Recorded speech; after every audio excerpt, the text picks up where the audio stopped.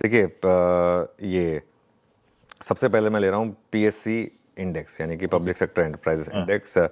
ये अगर आप देखें तो वीकली रेशो चार्ट पर सबसे मजबूत इंडेक्स में से एक है अब।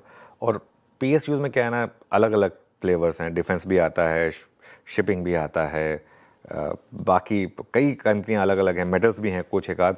और 22 महीने के एक ट्रेंड लाइन रेजिस्टेंस का एक ब्रेकआउट है। ध्यान रखिएगा, पीएससी इंडेक्स और सीपीएससी दो अलग अलग इंडेक्स हैं। पीएससी इंडेक्स में 20 शेयर शामिल किए गए हैं। इसमें सबसे स्ट्रॉन्ग स्टॉक जो कल नजर आया था वो था पीएफसी। हालांकि कल एग्जैक्ट डे हाई पर बंद हुआ है, तो इस चीज़ का ध्यान रखिएगा कि अगर आप कोई भी ट्रेड ले रहे हैं तो ऑलरेडी चला हुआ स्टॉक है। 0.5% कल चला था, लेकिन कल स्ट्रेंथ काफ़ी थी स्टॉक में। एक रिवर्सल के साइन है, 200 डे मूविंग एवरेज से एग्जैक्ट रिवर्सल आया और एक ही कैंडल में आपने 20 डे और 50 डे मूविंग एवरेज क्रॉस किया और 20 डे डिलीवरी वॉल्यूम से ज़्यादा की डिलीवरी हुई और 4 दिन तक शॉर्ट कवरिंग हुई। उसके बाद कल ज़ोरदार लॉन्ग बिल्डअप भी हुआ, तो इसके लिए ये पहला स्टॉक होगा इस स्पेस से।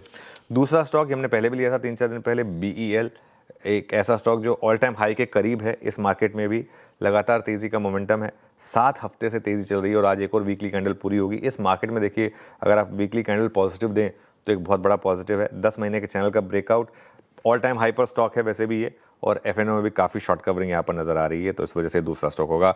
और एक स्टॉक जो इससे थोड़ा अलग है वो है एमसीएक्स।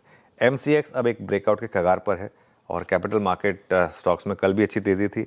लगातार तीसरे हफ्ते यहाँ तेज़ी का मूड था। 16 महीने के चैनल का ब्रेकआउट और 1 महीने की ऊंचाई पर भाव है। यहाँ पर एफएनओ में भी लॉन्ग बिल्डअप नजर आया, तो इस वजह से स्टैंडर्ड डिस्क्लेमर, अगर आप बाय या सेल करें तो अपने फाइनेंशियल एडवाइजर से पूछें। और 9 बजे हम लेकर आएंगे चार्ट जीपीटी पार्ट 2।